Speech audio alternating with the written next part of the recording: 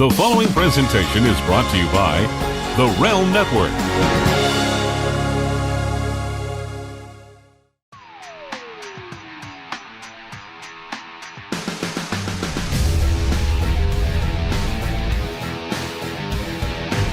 What's going on, everybody? This is Jeff Lane here at russosbrand.com, and I'm going to be discussing Rocky Mountain Pro Charged Week 4, and I have two special guests with me.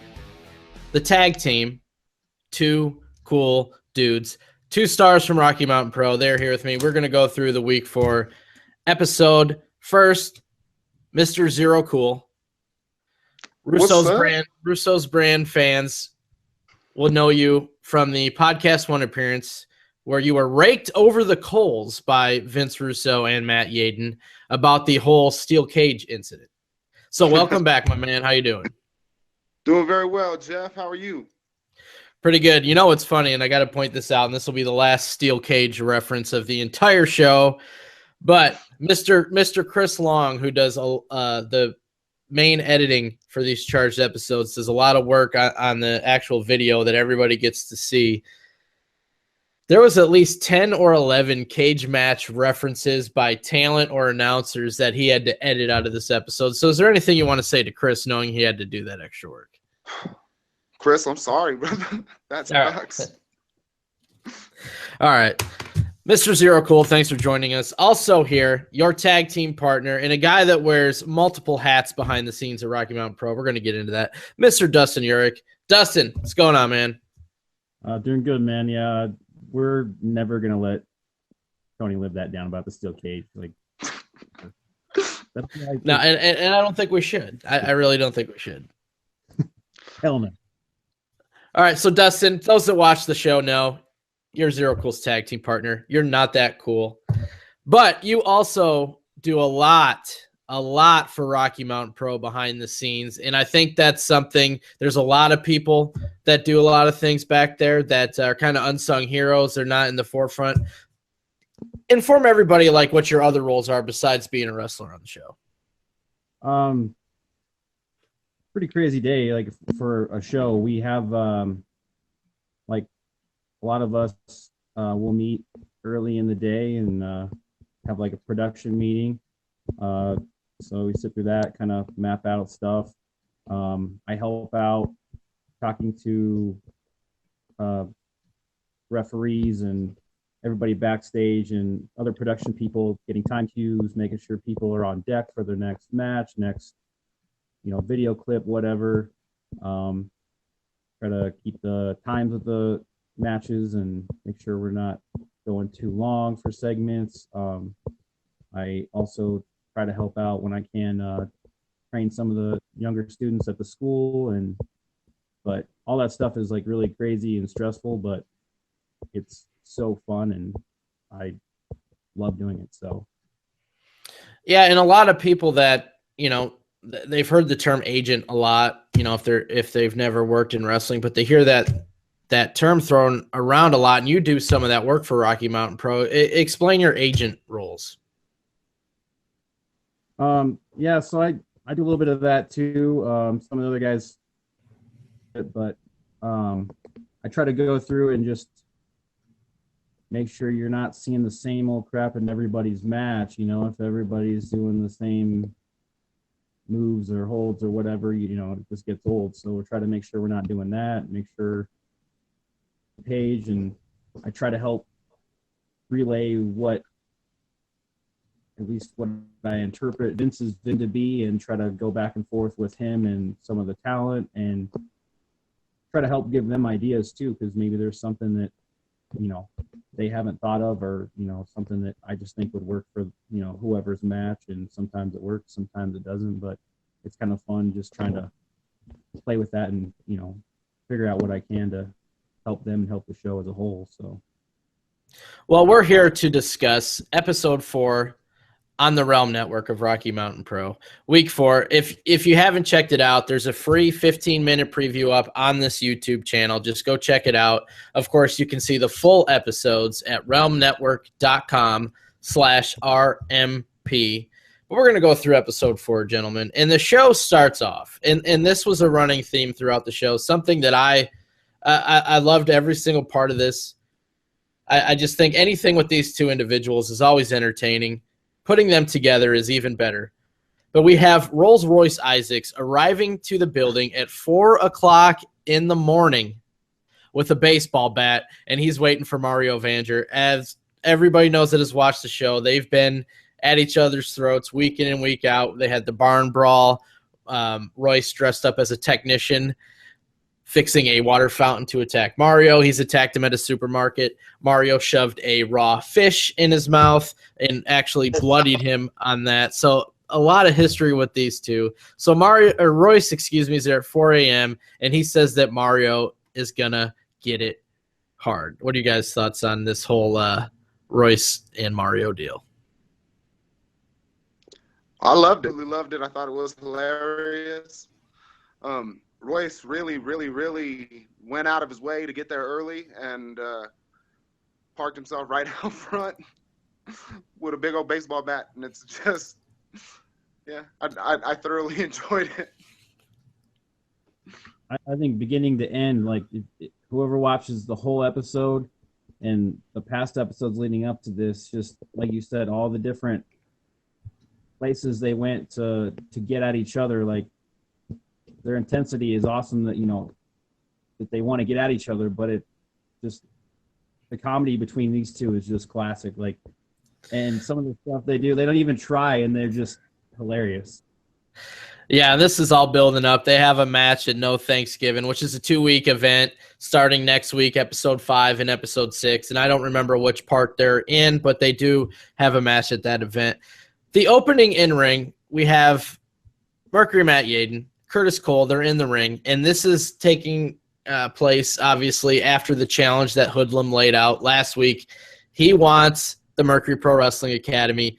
He said if Yaden puts that on the line in a match against him, he will put Titus Machiavelli's CEO position. Titus agreed to this on the line. So Yaden accepted that. This was Curtis Cole's involved because he's been helping Matt. They've had some interesting stuff behind the scenes. But he lays out why he accepts the match. And I think this is important in wrestling, is to understand why people are doing what they do. And I know this is something you guys as wrestlers focus on. Okay, if I'm doing this, why am I doing this? And it needs to make sense to the audience why these people are doing what they do. So Matt's explaining why he accepted this challenge. And he says it's because he wants to get rid of Titus, and it's his company, and he's a ratings guy, and he wants to give the fans a great match. So, of course, 4-Point Cartel comes out. Titus puts Curtis in a match tonight against Humphrey Jacobs I and Anaya, who is going to be Curtis's opponent for the Charge Championship at No Thanksgiving. In a ladder match, will be the special guest referee.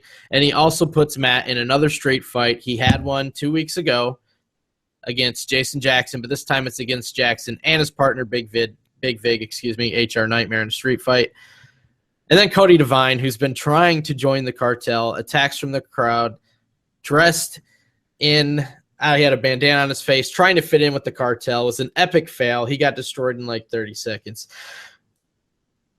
Dustin, do you when this stuff is going on, what is your role when this stuff is going on when you're sitting there at Gorilla?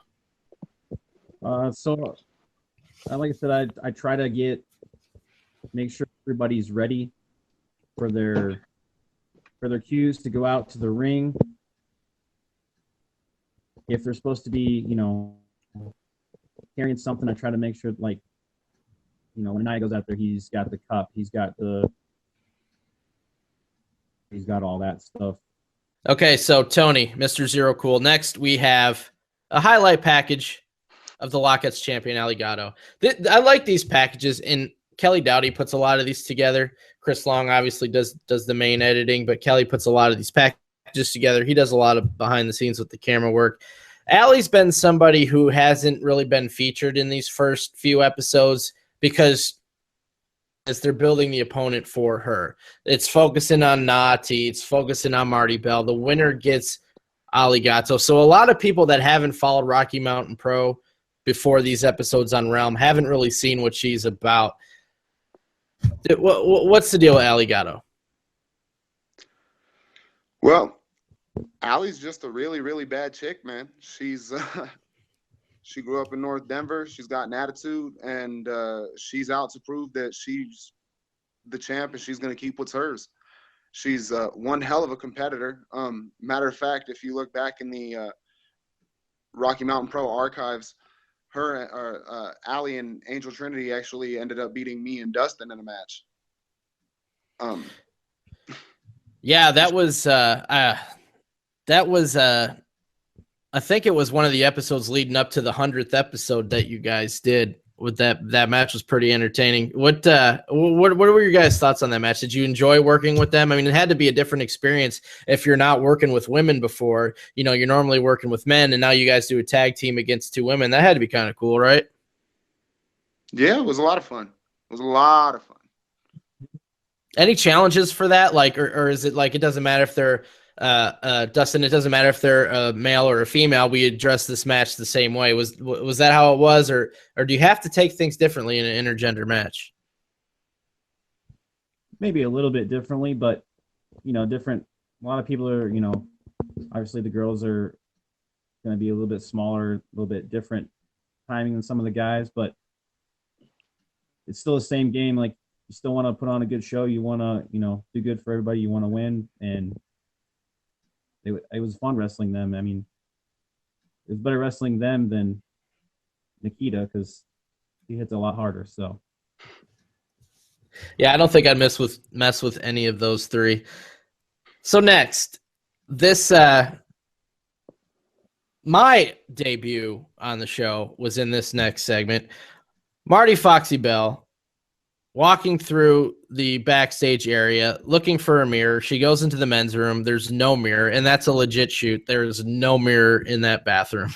You guys know that. So I'm standing there with the Left Coast Gorillas, Hoodlum, Anaya. Marty walks by. Hoodlum makes a comment that her derriere looks like two midgets dancing in a sleeping bag. They blame that on me. I get the knee. I get the slap. Zero cool. I don't have to tell you how that slap feels, as everybody that watched episode 3, you got it bad. Dustin got a nice toss against the table the prior week from Marty. But how are the glasses? Because I know when we did that, she busted your glasses, man. They're still busted, man. Actually, if I move them one way or another, like the lens will, or both lenses will pop out of these. That slap is for real. Like, no holding back. And Marty Bell can slap the hell out of you. Like, no problem. Yeah, trust me. My advice would be just don't piss her off, and you should be just fine. Yeah, I second that. My biggest thing was, I'm not a wrestler. I'm always afraid to make people look bad if I screw something up. So my concern is I don't want to make Marty look bad. Well, she made sure that didn't happen by absolutely plastering me. Yeah, you guys definitely, you look like you got smacked pretty good, and that's what I was going to bring up. I'm glad I missed out on that. I got it bad enough from Marty, but those girls hit hard. Like I said, in that match where Nikita slapped me, my whole left side went numb. I had deja vu, like I'd been through this moment before, and then I took a second to realize, hey, I'm still in a match, and she's after me, so wake up. Next, we had a Marty Bell package, and then we have the Lockettes #1 contendership match. Finally, after these 2 weeks of the brawls in the bathroom at the brewery, Nati and Marty Bell get it on. It's anything goes, no DQ, no count out, #1 contenders match. These girls, this was a fight, man. You watched, they were laying into each other. Some nice kicks, some nice forearms, some nice punches. They had it going outside the ring. Then we have a double clothesline. Both the girls are down, and the lights go out. And when they come back on, Angel Trinity is in the ring, who at this point, her new name has not yet been revealed. She does have a new name, but she was Angel Trinity. She walked away after her injury at the hands of Ali Gatto. She's back, looking freaky as hell, acting all weird. She lays out both girls, Lights go out, come back on, and Nog rolls over barely to get the arm on Marty Bell. Nog gets the win. She's the number one contender. The one thing I noticed, I know you guys probably noticed this in the arena, and I don't think it came across as well on TV, but like the pop that Nog got, like it was like a Hannah Montana concert, or like, I mean, it was just young girls just screaming crazy, like absolutely amazed. Has she always had that type of following around there? Yeah, man, she always brings a lot of fans. Like she's got, a lot of people want to come see her, and it's fun to watch. I mean, she's small, but she's feisty. Like she's got, a little bit of MMA training under her belt, so she was using that in the ring with the kicks and a little bit, mat work here and there, so she can mix it up, and it's pretty fun to watch. Did you have anything to do with this match, Dustin, with these two? I helped a little bit, agenting, and I was walking through and giving, going over some ideas with Na and Marty, and so I think all of us together, putting our heads together, came up with some good stuff, and when people watch the episode, I think they'll be pleased with it. So next we have kind of a quick shot at Royce and Mario. Royce is still outside waiting for Mario. Mario, we find out, is already in the building, and he's looking for Royce. And he has no idea Royce is on the outside, and Royce has no idea Mario's on the inside. So before that continues, we get a nice highlight package of the balance. Tyler Stinson, Steven Ashburn. We know Steven Ashburn's been having anger issues. We don't know how this stands with the balance, but they are the number one contenders. They will be getting a tag title shot. Then Mr. Steven Ashburn is outside going bonkers, and you guys come up offering him a all-natural remedy or substance to help him. Care to clarify what that substance might have been? It may or may not have been something that you can purchase inside of a dispensary where we live. Fair enough. Dustin, this guy goes on the attack, Mr. Ashburn. Your partner, Zero Cool, sprints off like he's in the 100-yard dash at the Olympics. I've never seen anything like this. May have been the most entertaining part of the show. This dude is hauling ass to the parking lot, leaving you all by yourself for Steven Ashburn. I thought that was great, man. Any thoughts on this guy hanging you out to dry? Yeah, I mean, come on, like some partner that is. I mean, the only time I've seen him run that fast is when the dispensary opens. Then he's like on a 100-yard dash from his car to the door, but otherwise, and I don't know what's up with that, but hey, man, what they didn't see was Steven Ashburn chased me down and threw me into a car. Did they really? I see. I wasn't there for that. What happened with that? Yeah, so after Steven started to attack Dustin, I decided to get the hell out of there. I was gone like yesterday. And then all of a sudden, I think I'm safe, so I start to slow down, and then bam, he's got me. And he's roughing me up. And then all of a sudden, he just throws me right into the side of this car and then leaves. We could have had a 2-on-1 if you'd have stayed, but then no, you took off, and then you got attacked. And then as soon as I got up, he came back and jumped off the trailer and attacked me even more. You didn't even see that part. I wish I could have seen that part. You guys, that was it for you guys on this show. You guys got some big stuff coming up in the next few episodes. I know, obviously, we did something together. That's not going to air for a while. But before that, you guys had a match where you were set up to just basically get destroyed. That's going to be airing, I think, in like 3 or 4 weeks. That's some good stuff coming up. Two cool dudes. This next match, Matt Yaden versus HR Nightmare in a street fight. I liked the handcuffs usage in this because it makes sense. The only way that Matt Yaden is going to win this match is he's got to make this an even fight. 2-on-1, it's not going to happen. So while Jason Jackson's trying to handcuff him, he gets the reversal and gets the handcuffs on Jason Jackson. He goes 1-on-1 with Big Vig. And this is one of those street fights, the Rocky Mountain Pro street fights. There's no refs. If you cannot get up, you lose. That's the rules of these match.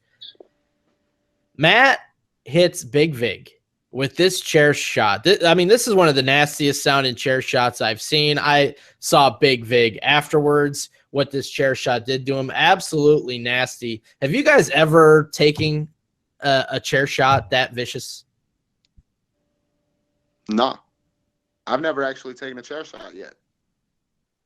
Next time you leave me for dead, you might have one coming, but as a receipt. But I've taken a few chair shots. It's been a while, but I've taken some chair shots from Yaden, as a matter of fact, from years ago. We had some wars back in the day, and he's one hell of an opponent. He brings it, that's for sure. I don't envy Vig on that one. So, yeah, and what a lot of people, don't understand is like there's really no way to protect against that. Like, I mean, it's steel against skull. Like you're getting smacked. Like there's no like saving it. There's no like, softening the blow. Like you're getting plastered, and Vig got absolutely plastered. Yaden gets the win here. You guys were tag team champions before HR Nightmare. You guys wrestled matches again. These guys are huge, man. I mean, Big Vig is monstrous. Jason Jackson is like a bull, man. Like, what is it like being in the ring with those two?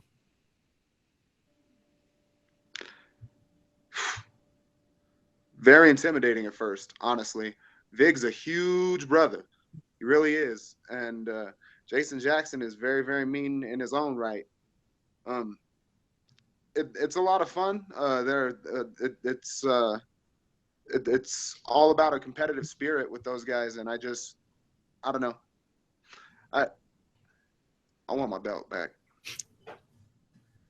Yeah, it was fun, but not fun against those guys because, yeah, I like good intense matches like that. You want to get hit and hit back, but like I said, in Vig, if he wants to do something, he wants to pick you up and throw you around, you're going whether you want to or not because you don't have a choice. So it would be good to get a shot at the titles again, even though we have to go through them again. Yeah, what's up with the rematch? No. I don't see why you guys don't deserve one, huh? I mean, I don't know how you weren't even in the number one contenders match, honestly. You guys got passed up for that. So this was my favorite part of the entire Mario Rolls Royce thing. Mario's looking for Royce. Izzy Ray is trying to smarten him up that Royce is already here. He's outside waiting. Mario doesn't want to hear it. He's telling her to go back on Twitter. She does the tweets for Rocky Mountain Pro. And he sits down with the chair outside the door. And Royce is on the other side of the same door. They're waiting for each other on the same on opposite sides of the same door, and they have no idea. I just love this, man. When I saw this, I'm like, this is hilarious. This is creative as hell. This is the kind of stuff like that a lot of wrestling shows today are missing. Like, you need to fall in love with these people before they ever step foot in a ring. You know what I mean? And then when they're in that ring, you care if they win or lose. And what Royce and Mario are doing here, I don't know how you wouldn't like either of these guys. Dude, it was amazing. I thought, like, I laughed my ass off when I saw that they're looking for each other and they're like, have a clue. They're just ready to kill each other, but they can't, and they're so close. It's great. Next, we have a Humphrey Jacobs, the first promo, and he's outside by a garden, and he talks about when he was in Madison Square Garden around 1987, which this guy, half the stuff he's saying, he wasn't old enough to be doing this stuff, but it's still like the way this guy with his 80s stuff, the way he cuts a promo, this guy is incredible in my opinion. He compares Curtis Cole to the lead singer of Boston, Sideshow Bob haircut, and then he calls Anaya a fat tuna. Like, the stuff that this guy says, like, is just hilarious. Dustin, I know you do a lot with the school. Humphrey Jacobs has not been training that long. Like, I just feel like this guy, where he's at with the amount of time he's been in the business, it just doesn't coincide. Like, this guy just seems like he has natural ability.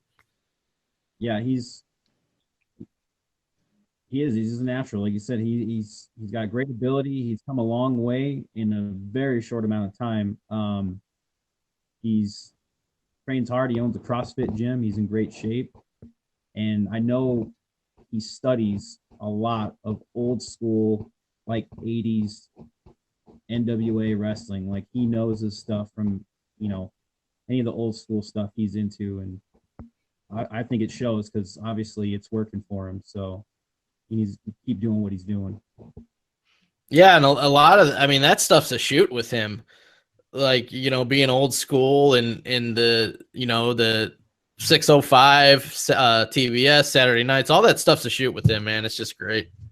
All the references, the mannerisms, he's just got the old, the whole package. Like, they back in the day, they, had the king of old school, like Steve Corino. I was like, this guy's a throwback just like him, just as much.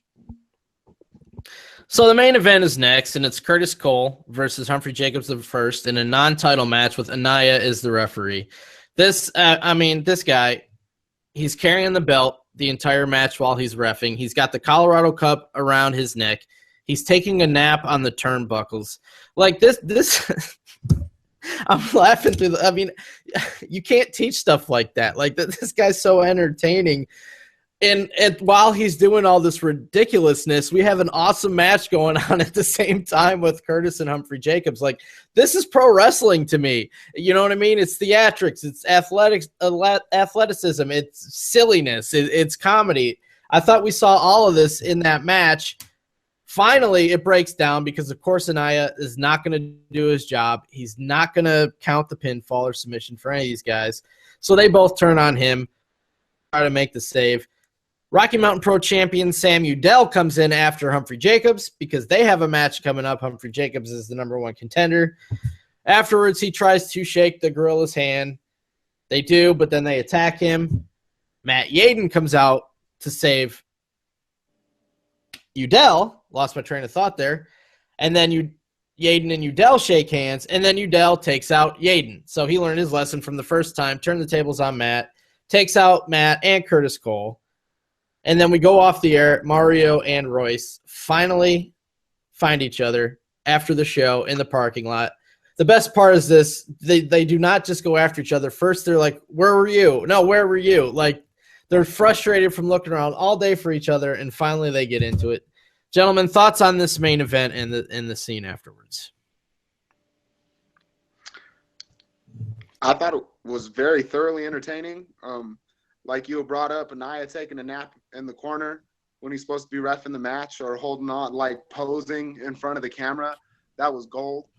Getting in front of the way of the camera guy so he can't even see what's going on in the ring so that he can show off, hey, look at my belt and look at my chart or look at my Colorado Cup. And then how they both beat the shit out of him at the end. That was pretty cool too. I love everything that Royce and Mario do. Those guys are absolutely fucking hilarious. Sorry. But they really are. They just crack me up. Mario's always been funny. Ever since the first day I met him and he threatened to kill me because I was drinking a regular Pepsi.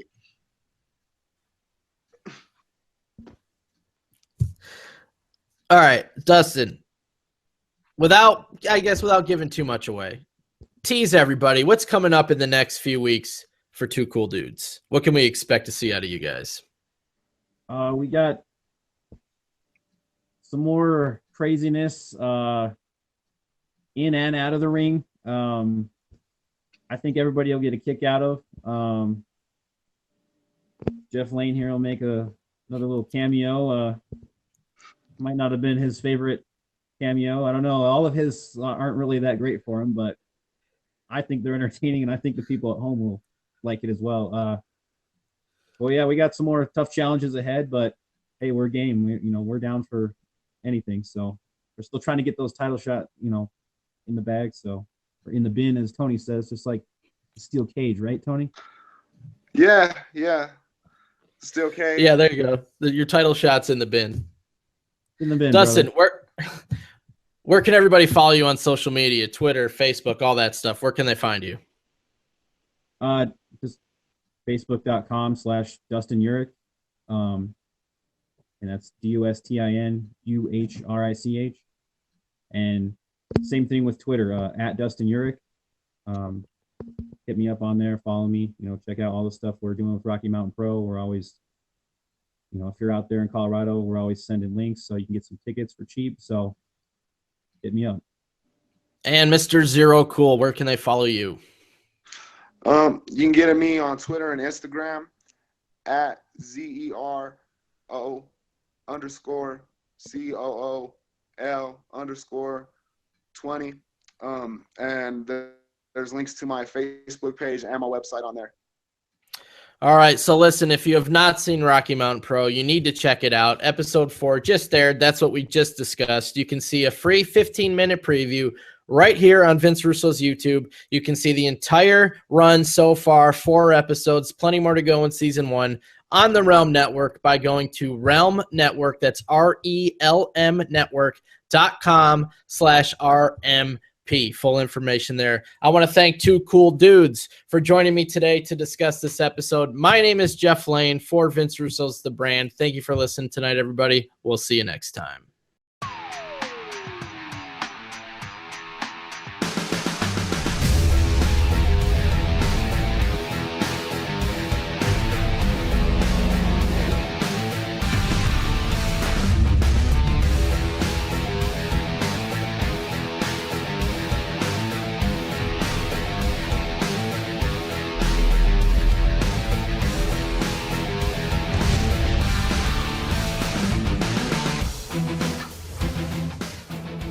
Am I the only one here that has had absolutely enough Titus Machiavelli? Oh, you're preaching to the choir, owner.